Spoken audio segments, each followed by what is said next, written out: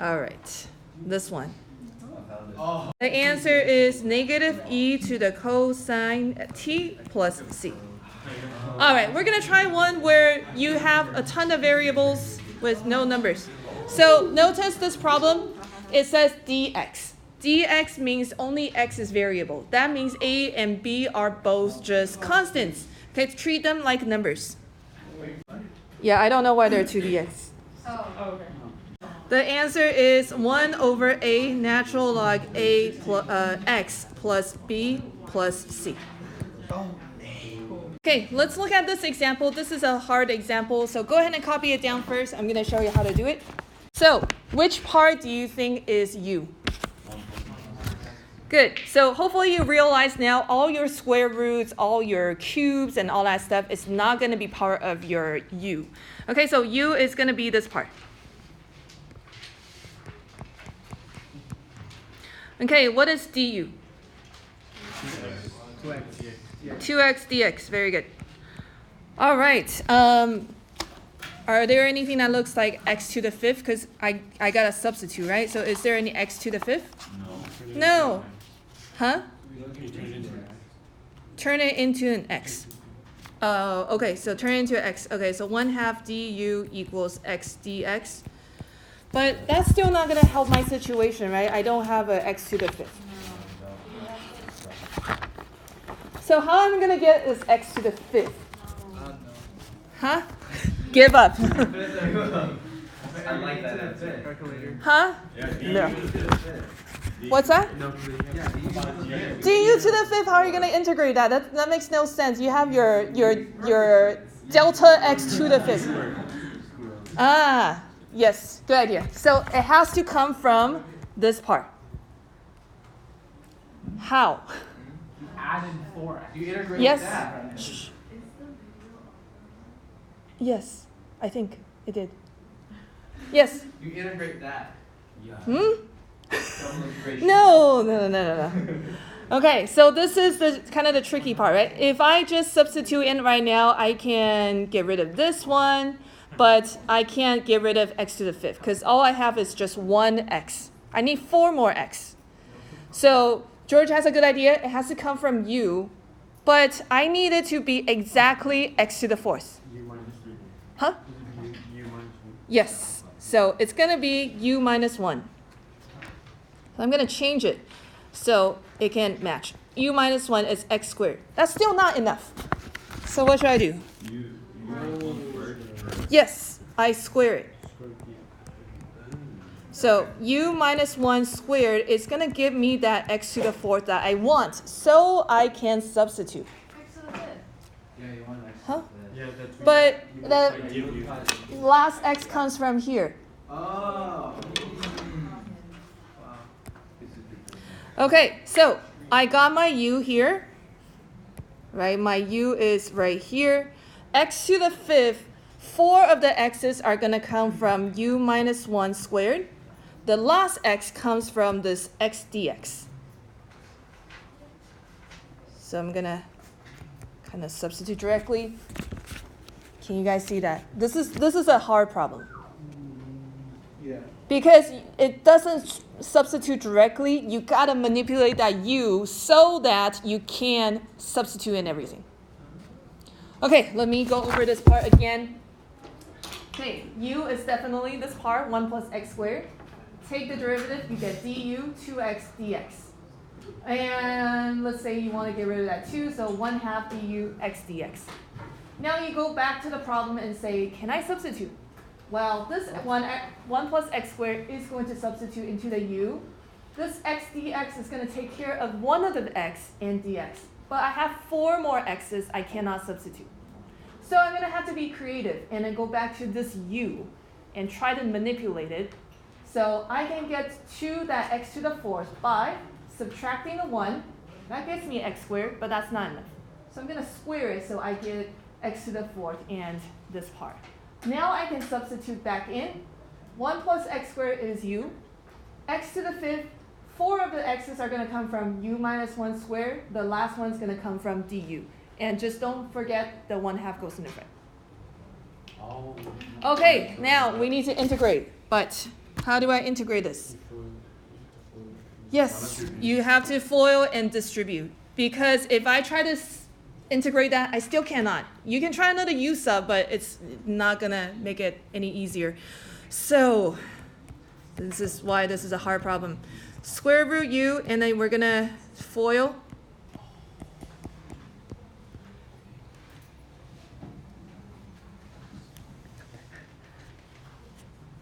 Okay, next we're going to just basically make it into a polynomial. So as long as it's a polynomial, I can integrate every single term. Okay, so U times U squared is what power?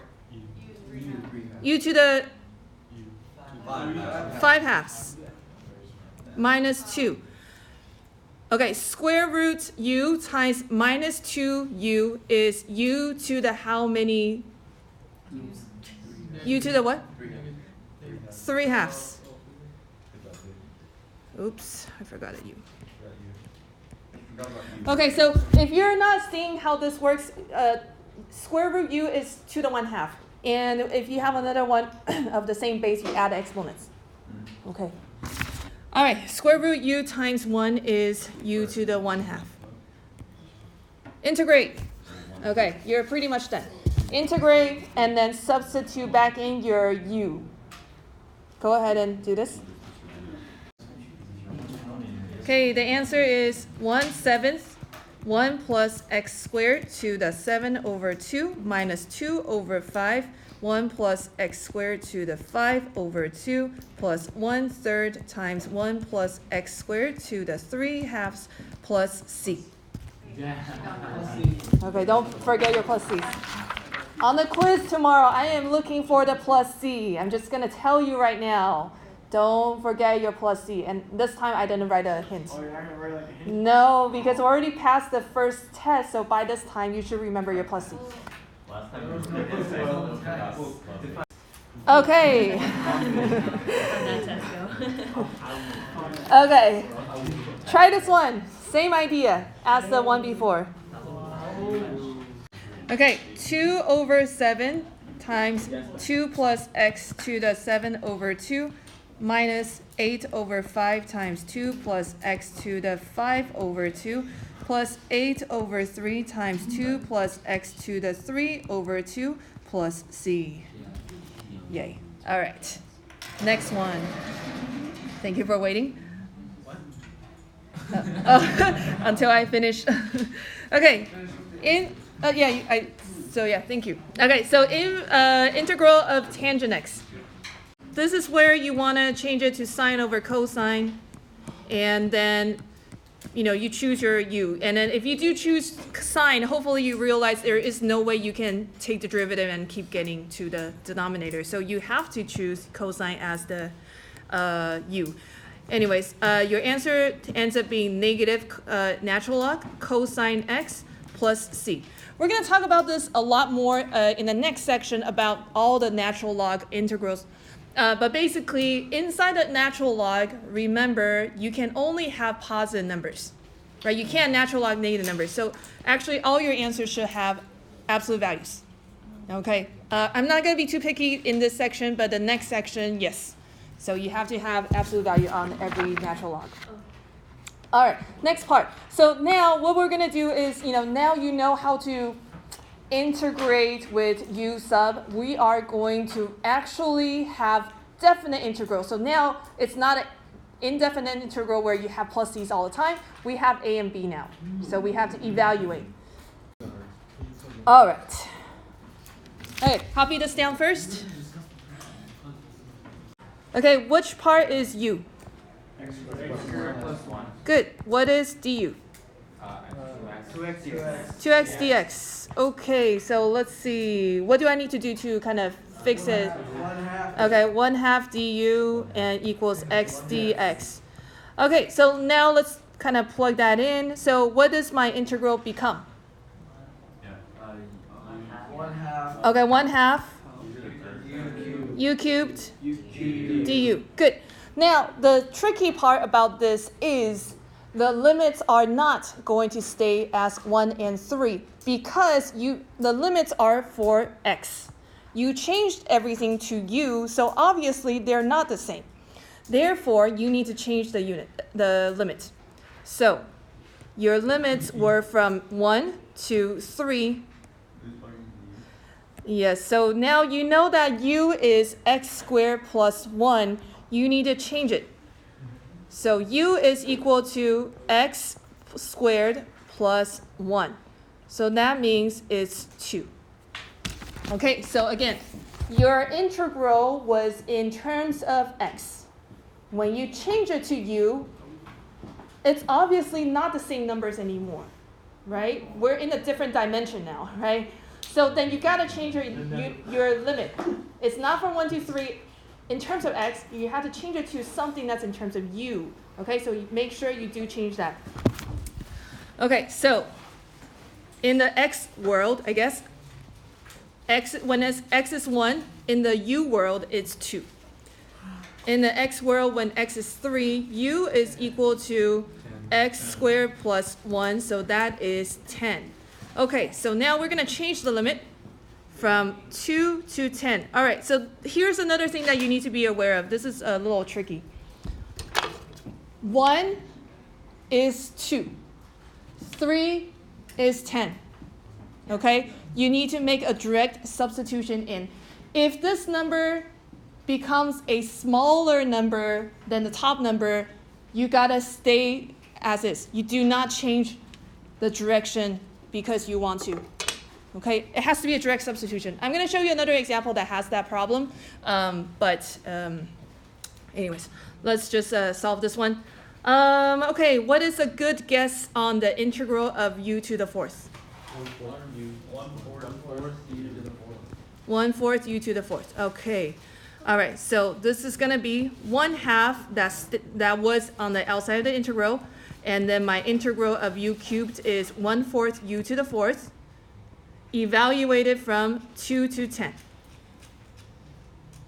When you evaluate integral, you always want to bring the coefficients in the front. You don't want to bring it with you to integrate, to evaluate, because it just creates a lot of calculation problems. So it's just 1/8 u to the fourth, evaluated from 2 to 10. Okay, that's going to be 1/8. Sorry, that's a 10. 10 to the fourth minus 2 to the fourth.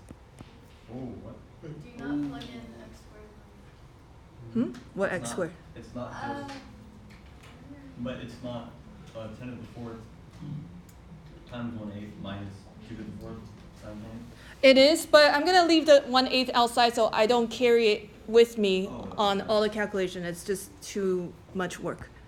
Okay, so this is going to be 1/8, 10,000 minus 16. What? 12 and 48.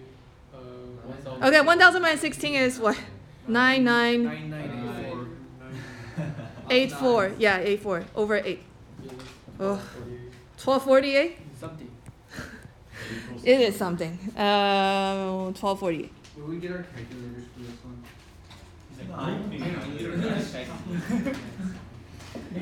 All right. Clearly 1248. Okay, so let's go ahead. Okay, let's go ahead and try another one. This one is the tricky one. Okay. Let's try it together. Which part is u? 3 minus 5x. Oh, because Which part is du? dx. No. Negative. Negative 5 dx. That's right. Okay. Go ahead and plug it back in. So first you divide by 5, so then you get 150u is equal to dx, and then you can make a substitution. This is going to be 1 over u squared with a negative 1/5 on the outside, and then du. Okay, we're going to have to change those limits 1 to 2. Question? Well, No. I want to see. Okay, so x is equal to 1 and x is equal to 2. Okay, so we know that u is equal to 3 minus 5x. So that is 3 minus 5 times 1, that is minus 2. U is equal to 3 minus 5 times 2, that is minus 7. Okay, remember what I tell you about plugging it directly? This is minus 2, this is minus 7. If you don't do that, if you just want to put the smaller number on the bottom, it will totally be wrong. So I'm going to tell you this. Please be careful. It's a direct substitution. 1 is negative 2. It goes on the the 1 spot. It's just replacing it. Now, can you integrate like this? No, because we always integrate with a small number first. So how do I switch them so the smaller number goes first? FTC part 1. Huh? Negative. So it was one of the rules of integral. If you have the integral from a to b of f of x, and for some reason you want to switch it so it's b to a, you have to make it negative. Yes? Why can't you just do like FTC or just like what we did earlier where we just subtract? Yes, you can. I think it's still going to be the same. Because you're taking a smaller number minus a bigger number. Yes? So can we just make 1/5 not negative? Yes. So remember you're going to, but you have to remember this rule because it's going to come up in something. If your limits are not in the way you want them to be, you want to switch them, you got to make that integral negative. Because usually when you integrate, you're going from left to right. Now you're going to integrate from right to left. You're going the backwards direction. So your areas are going to be negative. Okay, so I'm going to change this so it's negative. So it's 1/5 from negative 7 to negative 2 of 1 over u squared du. Okay, go ahead and integrate, and then you're going to evaluate. Remember my trick about integrating and evaluating is that take all your coefficients, put it outside. Don't come with all your evaluation. You're going to make a lot of calculation mistakes. Does that make sense? That 1/5 stays outside, and whatever constant that you have stays outside, and then evaluate. Okay, go ahead and do this one. Let me know when you have your answer. Okay, so the answer is 1/14.